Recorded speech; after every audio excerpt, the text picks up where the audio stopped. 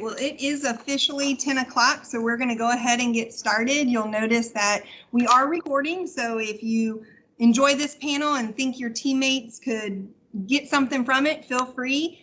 We will post the recording. You'll see in the chat that it was mentioned that we have a later afternoon showing, so if you attend and think, wow, this is great information, I think I want to try this second semester, please invite your teammates, your PLC group, your school for this afternoon session. You will see that the chat is closed for today's meeting, so we are not going to have a lot of back and forth in the chat. We really want you to focus on what these awesome panelists have to share, and definitely contribute to the forum. As many questions as you have, they're all anonymous, and we will have these panelists answering and responding to those questions at our third panel in March. So today, if you're joining us, this is the first panel on concurrent instruction, and we are kind of going with a Valentine's Day theme, a matchmaker theme. We are trying to help you find the perfect match of your instructional model, because we know we have a lot of different models going on really successfully throughout the county, and we just want to showcase for you real teachers doing the real dirty work, getting it done, seeing awesome results. So you'll see that we kind of have the Brady Bunch going on with my panelists with their cameras on. They look so great today, and I'm going to ask that they keep their cameras on for this hour panel and when they're participating. And you'll also notice we have a split screen where we'll be going over particular questions and highlighting what we've got going on.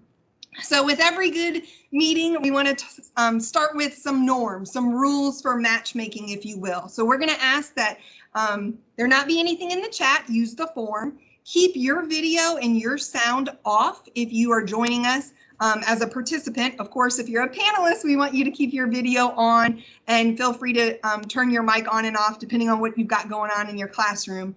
And the final thing is, just remember, nobody has all of the answers for this crazy environment. We are all doing something we have never done before, whether it is your first year teaching or your 30th year of teaching. And you'll see from our panelists, we have a wide range of experiences and grade levels and schools represented. So we're just sharing ideas. These are not requirements. The division is not saying you need to go and do this next week. We just want you to know that there is support out here, and these panelists and the IICs on the call and in your building and your administration, they're all there to support you. And we're at the point where if you've got a good idea and you're willing to try it, let's see if it works. Let's do what it takes to get kids engaged and get kids feeling some success.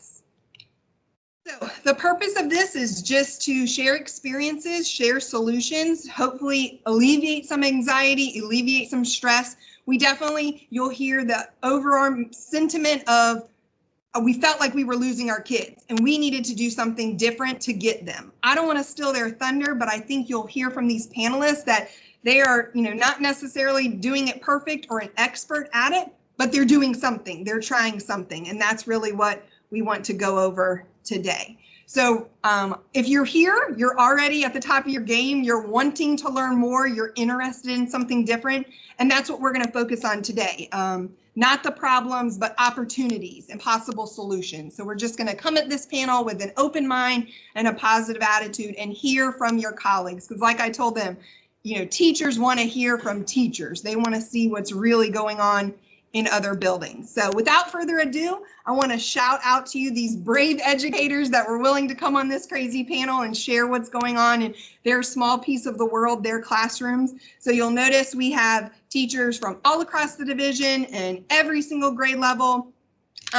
Third grade, you might be a third grade teacher saying, hey, my people are missing. No way, your panel, your third grade teachers are going to be spotlighted on the next panel. So we definitely have the whole elementary spectrum, and these teachers they're going to be honest and say, hey, this works for kindergarten. I don't know about fifth grade, or fifth grade might say this works for me, but I don't know about those little babies. So we just want to shout out these teachers and know that they are leaders in their building, and we are so thankful they were willing to talk to you guys today. So this is going to be kind of question and answer, maybe a little talk show type. I mean, I'm no Oprah or Ellen, there will be no dancing, but I'm going to give it my best whirl. So I'm going to pose a question to the panel, and they're going to speak and share what's going on in their classroom. And then after a couple of responses, we'll move on to something else. And hopefully we'll have a great hour. So I'm going to start with this very first one, because maybe you joined this and you're like, I don't even know what concurrent means. So what does concurrent instruction really look like? Ms. True, could you get started for us? I can. So concurrent instruction is when you have your children that are in person and your virtual students working concurrently together in small group and whole group, and everyone is participating. It looks more like a family unit instead of I'm in here and my kids are at home on virtual.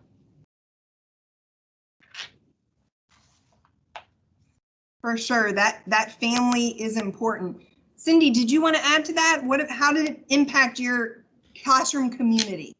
Yeah, so it definitely built my classroom community because students were able to have conversations with each other, challenge each other, even see how they solve problems, for example, in math. So in my class, we have the students at home on a big screen. So it's almost as if they are in the classroom with my cohort 1 or 2 that's in person that day. That is awesome. Miss Newman, we know we have like one of the favorite elementary holidays coming up this week. Can you speak to even how the small things have been impacted by this concurrent instruction? Yes. So when I talked to both of my cohorts about Valentine's Day coming up, I really think because I am doing the concurrent model where the kids at home are streaming in live to our whole group lessons, they were just adamant. Like, when you say we're bringing in Valentine's, like, we bring them in for the entire class, right? Because all of these kids are in my class, not just the ones that are in my cohort that I'm with 2 days a week in class. And I think had I not been doing this model, I don't know that the class would feel as connected and want to bring things in for their other classmates. I love that. So you're teaching one full elementary class and not 2 separate ones in the same year at the same time. Exactly. So during this pandemic time, of course, everyone is worried about that social emotional connection and, what could be getting lost and the long-term impacts of that. Some argue that's a bigger fear than the academic instruction. And so I think it's important that as educators, we recognize that. We know that that's important. It's not just silly Valentine's. That showed that child's mindset. So that is so powerful. Jamie, did you want to wrap up this question? What's that word that comes to mind when you think of concurrent instruction? What does it make you think of? Normalcy. So for us, they get that sense of what a real normal school day feels like and looks like, being together from when they arrived in the building all the way to the end of the day. It's that normal routine and not saying, okay, we're meeting our teacher for that little bit of time in the morning and then working on our own the rest of the afternoon. And I think everybody can appreciate that. Any bit of normalcy any of us can get in this pandemic era is important. So if they can feel like, even though they're in a different location, it's a normal school day, what do you say? It's never felt so good to be average or be normal or have nothing crazy going on. So for sure. So as we look at our next question, you may have piqued teachers' interest. They may be like, okay, that sounds great. We want to be a classroom community. We want things to be normal. But literally, how do you do this? In the current setup, the average YCSD classroom, how do you make this happen? What does your classroom setup look like? Ms. Schrieffer, could you share for us? Yes, hi. I teach kindergarten and I am not doing concurrent all day long, but I am as far as reading groups go. So I have a rolling cart next to my desk so I can set my laptop up there. And that way it's not blocking the view of the other students for the materials that I'm using on the table. And I have my hover cam actually on the table. So the students at home can see what I'm showing to the rest of the group and participate that way. And I send materials home so they also have the same materials at home that I'm using within the classroom. That is awesome. And I'm so glad that you recognize, like, hey, this isn't even something that I'm doing all day long. This might be something that you start off with just a specific content, a specific part of your day, and that you can build on it if it's something that's working well for your families. Ms. Schaefer, can you talk to us what you were able to purchase and what you've got going on? I think your idea is ingenious, and go into detail, share some examples of what that looks like for your different times of the day. So I rearranged my classroom so that my rug area and the big comfy chair that I normally teach from is facing my screen that gets pulled down. And that way, when I am teaching from that chair, doing read alouds, my whiteboard is right beside me, I'm able to look at my children that are on the carpet and look up at the screen at my children that are at home at the same time. So it makes it very easy for me to call on a friend that's here face to face, call on a friend that's remote. It works because I took my hover cam over to Staples and I walked in and said, I'm desperate. I've got a cord 3 feet long. I need this camera to be able to be moved around my room. And the gentleman there helped me for $48. I got a 25-foot cord that allows me to move that hover cam anywhere I need it. And we use it all day. And it's so nice that it can be put in different places. So for example, when my students are arriving in the morning, bus drop off is very early now. So there's a big window of time where students are trickling in, and I set that camera up. I open my meeting up early. I know some people may not be comfortable doing that, but I love letting my kids that are in the building visit with my kids that are at home. I have children that log in 20 minutes early just because they know that their friends at school are going to be walking over to the camera and dancing and singing, and they tell jokes. It's so fun to just see that playful interaction between them. So I highly recommend that cord. It gives you so much flexibility. And it just makes it easy for me. I flip it down for math and do the manipulatives under it, but it also is so nice to be able to move it around the room.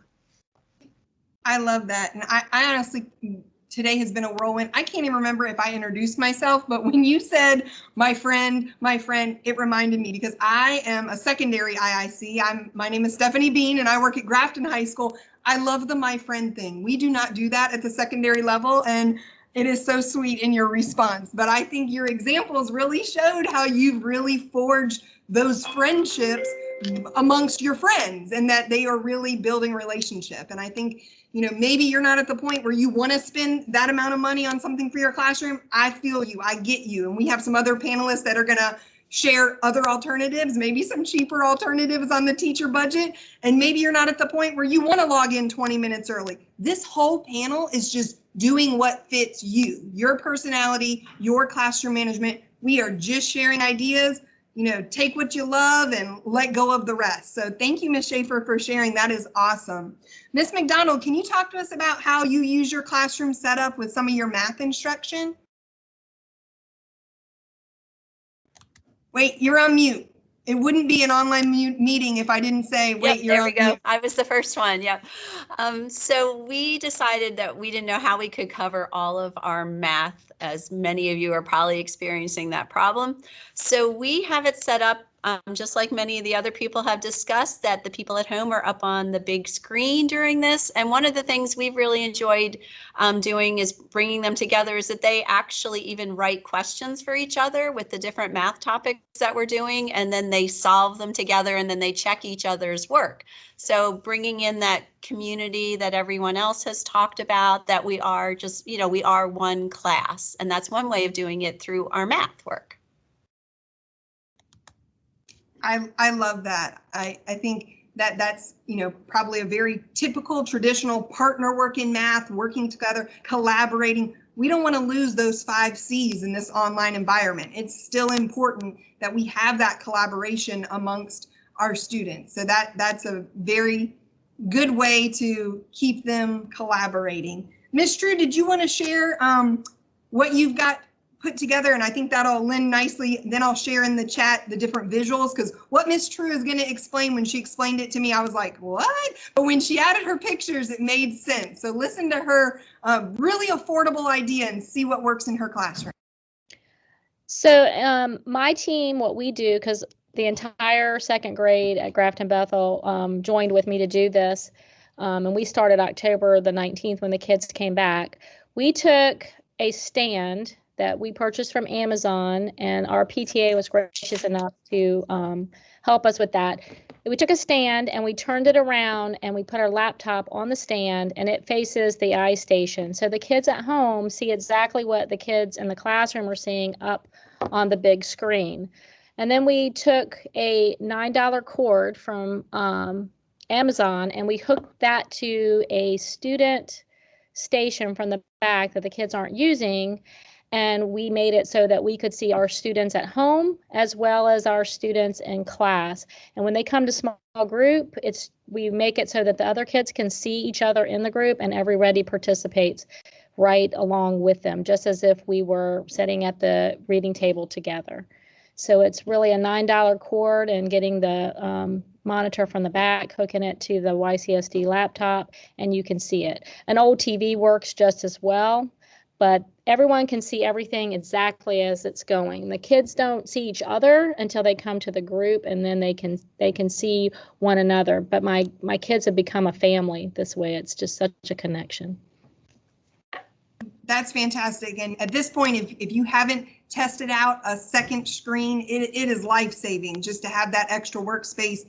Right now, as I'm juggling, moderating this panel, I've got my phone going, a laptop going, the 2 screens on my desk. So that technology and taking the time, work with your IIC, reach out to your building IT technician. Don't think that you have to be the IT expert. I'm a history teacher by trade. I am not an IT expert at all. It's about connecting yourself with the people that do have the expertise and are willing to help you out. And I can guarantee you, your IIC in your building is super knowledgeable, and your IT technician will help get you what you need and get you set up if you're willing to try this. So right now I'm going to put in the chat a PDF that the panelists put together themselves. They wrote out what they have going on and they added some visuals. So that's something you can check out later, you can download later, but we really wanted to let you know that this could be a challenge getting it set up, but we are here to support you for sure. So our next question is, what does the instruction really involve? When you're doing concurrent, are you just reviewing? Is that some collaboration time? Is it new instruction? And I think this is really where they're going to hook you in. They're going to speak to what every teacher's worried about, that pacing, covering everything they need to, and sort of the content, the instruction. So Miss Libby, can you talk to us about your 5th graders at Wallermouth? Yeah, we are doing everything all together. New content, review. It's the same thing for if they're in person or virtual. One thing we found out that works really well is sending material home ahead of time in folders. So we do some prep work. So that way, if they're at home, they have the same worksheet that the in-person kids are doing. But in order to keep up with pacing, we are teaching same content to both groups at the same time throughout the day. That is awesome. That is getting it done. I think just to get the other end of the spectrum, we started with 5th grade. Let's go to kindergarten. Miss Lugo, can you talk about, what this concurrent instruction has really meant to you, going from just 2 days? What does it feel like now? I think that when we originally got, the notification that we were moving to hybrid back in September, one of the biggest questions and concerns I had was only seeing my kids for 2 days a week. And so I really thought about, how am I going to teach my kids how to read if I'm only seeing them for 2 days, and what does that look like? And, just the amount of content that kindergartners learn with letters and reading and all of that. So that was kind of the decision that I made to do this concurrent model. And so that way they're seeing me 4 days a week. They're getting that reading group instruction. I'm only currently doing reading groups like Ms. Schrieffer is as well, but it's really helped to keep my kiddos on pace. I've seen huge growth. My class is meeting and achieving all of the grade level standards. I do send materials home as well, like Miss Luby said, because definitely for 5-year-olds, they need to have something in front of them to help keep them focused and attentive.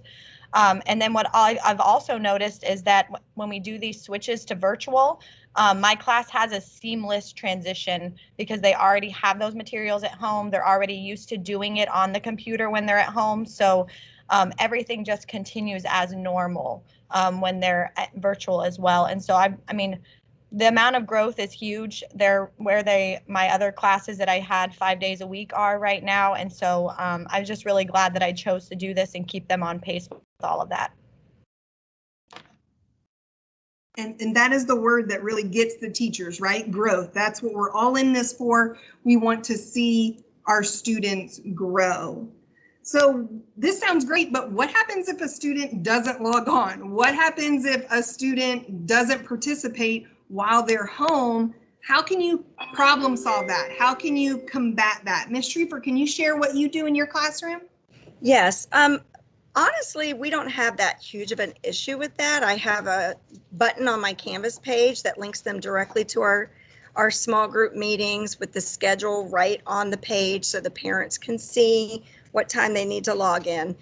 Occasionally somebody will be late or they would have forgotten, and I just call them in. It's super easy. I just have to type in a few letters and they pop right up, and I hit request to join, and they will join the meeting. If I do have a student that is missing meetings, I just contact the parents, and that usually solves the problem. So they're eager to be there. They enjoy it. If they miss it, they're not happy about it. So I'm glad that I can give them the opportunity. You know, they love reading. They're kindergartners, so it's new to them and exciting. So yeah, we don't have an issue with that. For sure. And you might think, you know, it's just like if a student is absent, you know, during the regular school year, you would call home and figure out what's going on. I know, Miss Luby, you do some communicating as well. So how did that communication get started, or what's your advice to maybe prevent some of this inactivity? So when we found out we were coming into our hybrid method, we right away said, okay, that 2 days is not enough. You know, we knew that we proposed, we are going to try to keep them all day, both groups. So when we got that approval, we reached out right away to our parents and said, this is going to be the schedule. It was pretty much the exact same as the schedule they were following virtually, because in 5th grade, we were still meeting with them till 2:30, 3 o'clock every day virtually.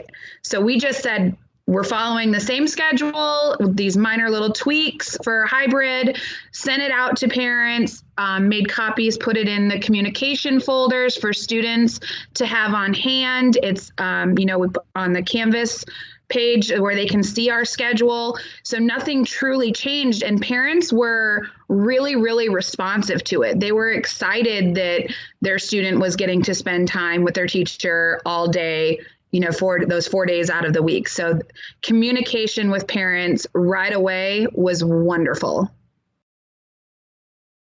That is awesome. And that's why we're doing these panels truly at the beginning of the second half of the year, the second semester. So it's a perfect time to reach out to your families and say, you know, what we're doing is great, but we're going to alter it a little. And this is going to be our new game plan. This is how we're going to lead into the second half of the school year. And I think, you know, if you're reading any Facebook posts, if you're reading any blogs or anything in education, you'll know that parents are saying, you know, we're missing that. We want that. We want full time for our student. And so we hope that families will be receptive and appreciate that routine and appreciate having an educator with their child even more frequently. And so what it really comes down to is, what does this model mean for the student, for the parent, for the teacher? We know it's a triangle team together. It takes all three parts working hard to be successful. So we're going to spend a little bit of time here. We're going to hear from almost every panelist about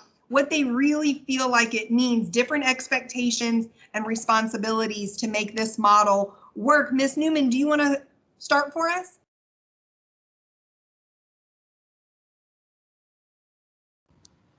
Sure.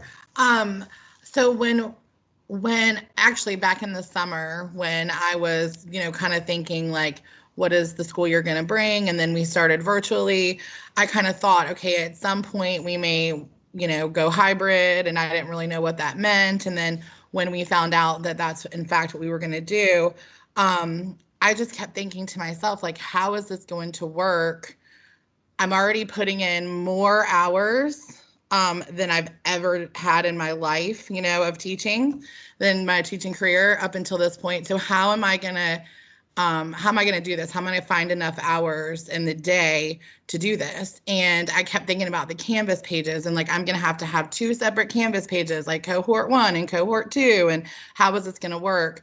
So when we sat down as a team and then finally got approval from our principal, it was like amazing. I mean, I feel like this saves us a lot of time. I don't know how. I mean, I don't know because I've never done it the other way, but I can't imagine having to set up Canvas pages for like 2 cohorts or add links and things like that, where, I mean, it's just, my kids in cohort 1 and 2, like, they go to the same Canvas page, they go to the same, week at a glance. And if things have to be changed, like if we're doing an experiment in the classroom that the kids at home are not doing that day, that they're going to do on the day they come in, I mean, it's just real easy for us to say that on the week at a glance. And I personally think it saves us a lot of time, especially after talking to other teachers who do not do the concurrent instruction.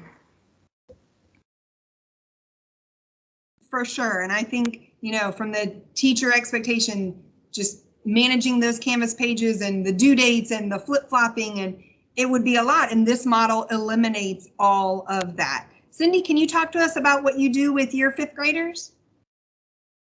Yeah, so my students, with us being virtual, the transition was very smooth. The students already had the team's expectations set in stone, and the parents, that was clearly communicated with the parents. They received the schedule in advance, and it stayed pretty similar to what we were doing. So when the students transitioned over, they didn't seem to have any problems, because those expectations, as in raising the hands, using the chat appropriately, coming to class prepared, all of that was already built in. So I didn't have to do anything additional when I made the switch to concurrent. That is fantastic. And again, that goes with just good teaching in general. You got to set those expectations early, have a strong foundation before you go into anything, including concurrent instruction. Ms. Lugo, can you talk about, what did your parents think about this? What was their, kind of raw reaction? What did you get from them? I agree with the rest of the panel in that the students were already logging in, and, the expectations were already there. I think my parents really appreciate that I'm there helping them through the reading part of it, because I know, even as a parent myself, sometimes I look at some of the things my kids have at home and I don't even know what it is. So I think they definitely appreciate that I'm there helping them through that reading group stuff. The biggest one that I would talk about for sure is the teacher responsibilities, because when it comes to having materials at home for your students, you have to be organized and you have to really think ahead of time. Because if you want your cohort B kids to have something when they're at home on Monday, Tuesday, you need to have it prepped to send home on Friday. So they have those materials home, and there have definitely been some days where something didn't get sent, and so they're just following along with me on the camera, and I know that that's harder for them. So just something to keep in mind if you are thinking about doing it, to think about how those materials get sent home, because that would probably be the biggest responsibility that I find with this, is making sure that I have those materials sent home on the correct day so they have it when they're at home. That is definitely good to think about. Ms. True, do you have anything to add about expectations, responsibilities? What would you have to say? I agree with the panel, everything that they've said. Making sure you have your materials ready to go home with your group, teaching expectations. We have fire drills, we have safety drills in our school. So we've set an expectation of what do you do when you're at home, just as if they were in the classroom. There are things they do when we have fire drills and safety drills, making sure that the kids understand those expectations. Our parents, I have parents that have, they make their meeting schedules. We have so many parents that are at home working. So while I'm on with their child, that's when they do their job at home. They love it. We had to tweak our schedule just a little bit to make sure that we could get our whole group math in, along with our reading groups and things like our reading groups and our math groups, because we teach concurrent all the way up until 1:40 in the day, and they just switch their lunch when we go to lunch, when they go to recess. So it's kind of all meshed together, and the kids come in and do what they need to do. Here at Grafton Bethel, we pretty much have 100% attendance with this going on, and the parents just loved it. That is awesome. And I think, it's important to think through those things, because we do have drills regularly, and, you don't want to just leave kids hanging out there in a Teams meeting. So, try to walk through your day of what both groups need to think about. And I know, Ms. Schaefer, you mentioned the parent response as well, and how it does tie into their work days. And, can you just share your experience and, the value you see in this, and how does that balance with expectations and responsibility? The biggest response that we've had from parents here with my first grade team is just that this has really allowed their young learners to be independent. Canvas, parents felt like they had to be right there to read all the directions, to make sure that they were clicking on the right thing, to make sure that they were, and so parents really felt like they had a full-time job, whereas with the concurrent instruction, they have their basket of supplies right beside them, and parents are walking away and they're able to get their work done. They're able to be in a different room. And so they just, I can't tell you how much feedback over, this is really allowing my child to be independent, and yet I know that they are in your hands, and you're there to answer their questions. You're there to show them what to do, that sort of thing. And so I think it's been much better for families. I also, spoke to the fact that we really started this because we felt like that achievement gap that we had worked so hard to close, that it was becoming vast again, because our students that really need instruction were not accessing it on Canvas. And yet, when we call them into a Teams meeting, they answer, and they're there, and they're participating. And so that aspect of it has also just been very rewarding. And I think it's so impressive. Like, you say that as a first grade teachers, these are early learners. And so they think about it, their kindergarten year was truly cut in half, cut short. And so you are needing to pull them forward, needing to catch them up. And they might not have a school routine really down yet because they've been out of school since March. So I think, this model can be truly powerful for our very, very early learners. And our next question is just, that aha moment. When did you realize, hey, this is worth it? Preparing the materials and getting everything organized and commuting with parents and really changing what's going on. When was it worth it to you? And, let's not be naive. Let's not be that there could be some barriers. There could be some problems. What did you have to overcome? So we're kind of getting down and dirty. We want our panelists to speak honestly and know that we're all in this together, and you guys were the pioneers and are doing this so well. So share with us, just really your true emotion and why you're doing what you're doing. Ms. McDonald, did you want to talk about why your team decided to try it with math? Well, as everyone has mentioned so far, that we know that we had a huge curriculum and pacing to follow, and our beginning experience with virtual we knew we wanted to continue to see everyone every day to get through that, to be able to introduce all that material and practice it and give them that opportunity to do it with us. So we just, I think as everyone else mentioned, we just moved right into that immediately. And the kids were just very receptive. It didn't change anything from what they had been doing virtually. And we just continued with that schedule. So the aha was, I don't even know if it was an aha. We just continued on with it so that we could do that.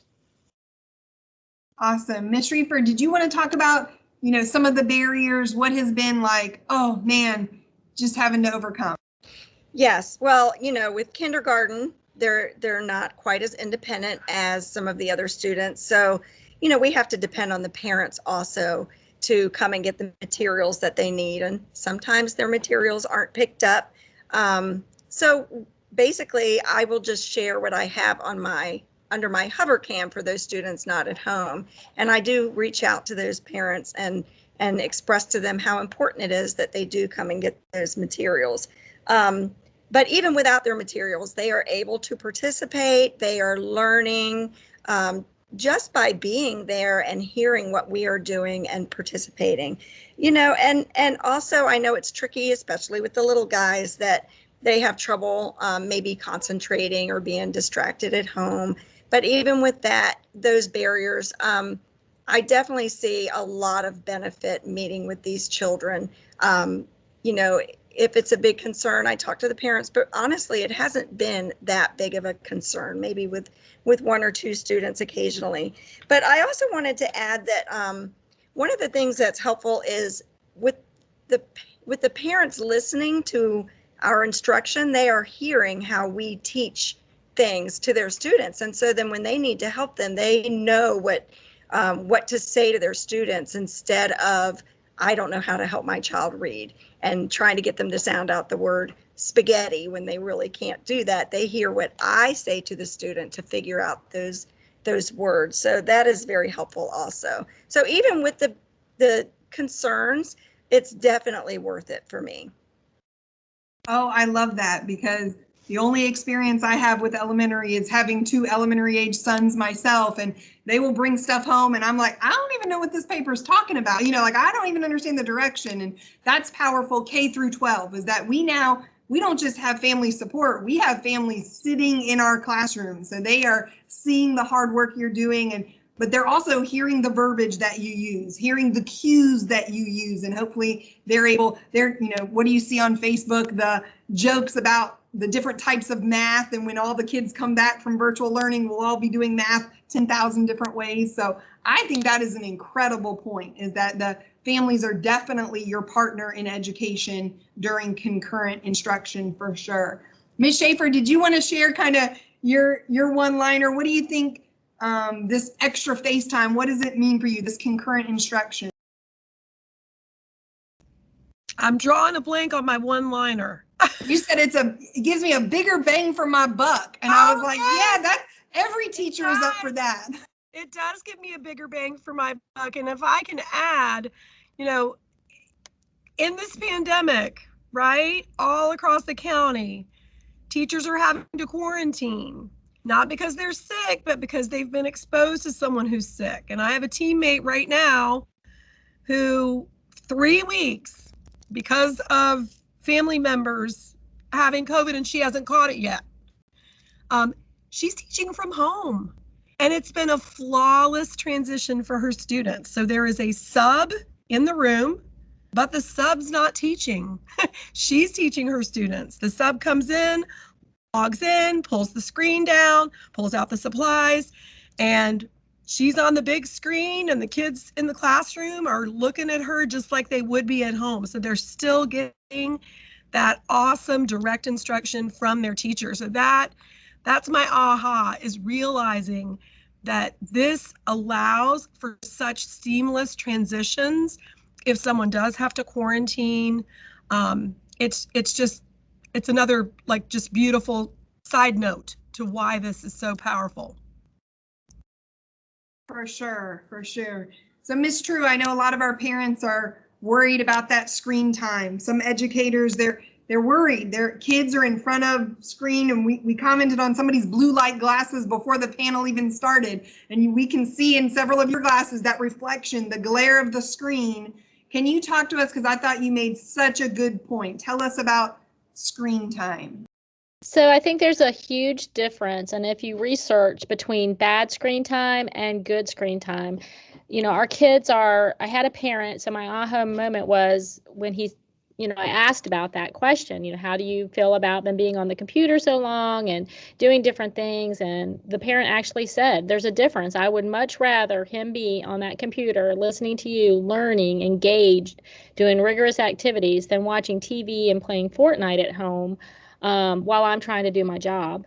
So this particular parent, he makes all of his meetings around when I'm on with his child. And it's seamless. We can go from one thing to the next, but that screen time, and if you research, there is a difference between bad screen time and good screen time. And anytime you can engage a student and you're the teacher with them working, they're learning. My kids came in, we teach. We've covered material. We're closing gaps. It's just amazing what this team is doing here at Grafton Bethel. It's just amazing. But there is a difference, bad screen time and good screen time.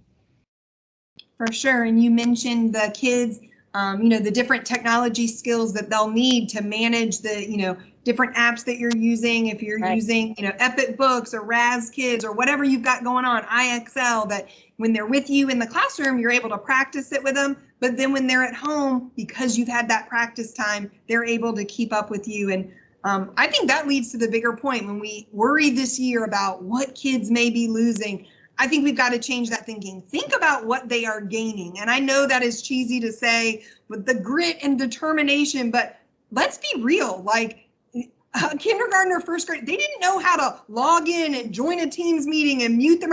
These are lifelong skills that hopefully when we go back to what we know as education, these early learners, think about what they'll be doing in high school. They're not going to just be running Teams meetings. They're going to be coding and exploring and developing. And so I want to give the panel just kind of here that we're at the end. Is there anything that you'd like to say for the teachers that have joined us that you can encourage them, or a really specific example? Maybe a teacher's thinking, well, really, Miss True, what do you do with your class during a fire drill? Or maybe they're thinking, Miss Striefer, how do you really prepare the packages? Maybe Miss Lugo, do you label it? Do you leave it? If there's any true specifics, because we've really talked big picture, we've talked motivation and mindset, but if there's any specific that you'd like to tell the teachers that have joined us, that's how I'd love to conclude this panel. I mean, I think if you're wanting to try this out, I highly suggest you start out small with something and try it. Maybe you just try with one reading group with your kids that are your biggest strugglers and see how that goes.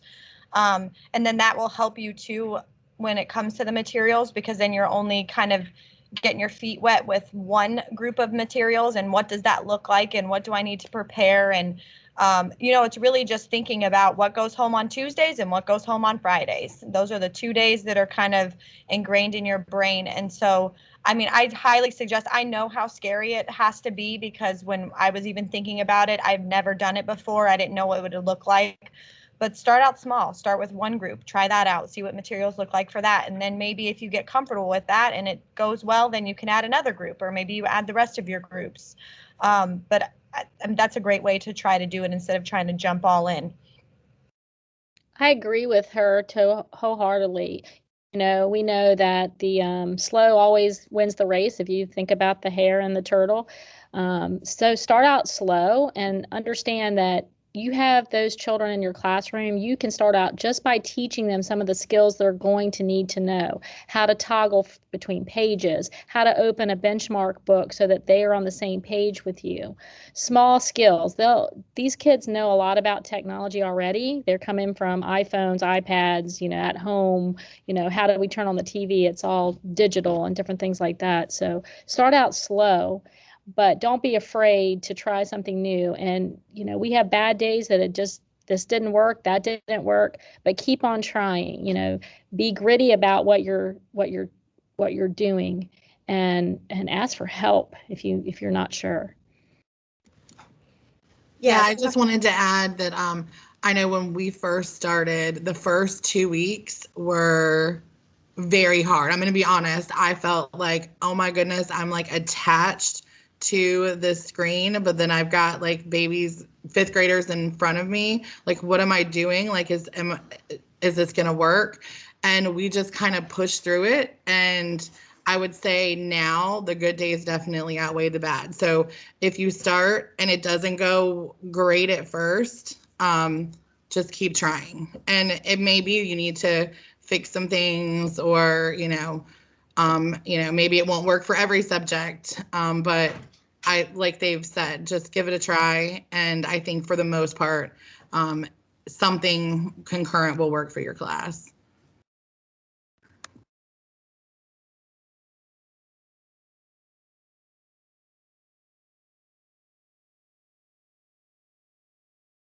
I know for me, it has, I've had to give myself permission to walk away from the computer when I have kids at home. So they're, especially in math, we're in a routine where they know that we're doing our guided practice, and I will say to my students that are online, I'm going to check in with my friends who are here face to face, and I'll be back with you in just a moment. And I get up and I go walk around the room to do my teacher observation to see who's getting it. I come back, all right, now I'm ready to see your work, and turn your camera around and let me see if all right, you guys got it. So they're very used to this kind of back and forth. And I don't feel that I always have to be like right at my computer. It definitely took time for that to feel natural, but it does now. And they're just really in a routine with it. So I think giving yourself permission for it to not be like polished and perfect is okay. And it goes so much better once we're willing to do that. And parents at home know, if they look at the screen and I'm not there, they know it's because I'm checking on students who are in the building. And so it's just all about those routines and being comfortable with it being that way.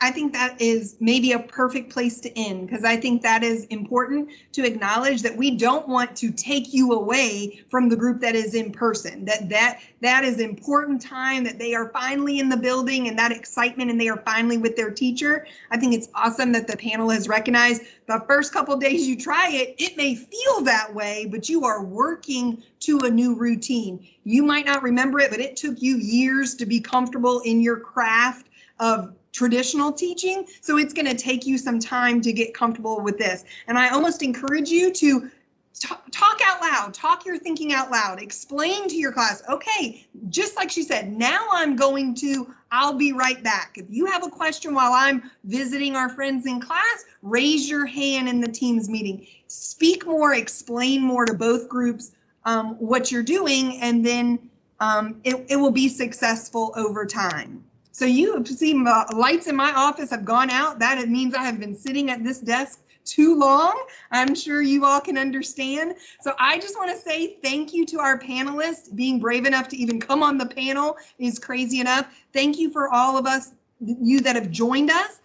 Check out the files section because the PDF is there. Feel free to add to the form. Invite your friends, your teacher tribe for this afternoon session.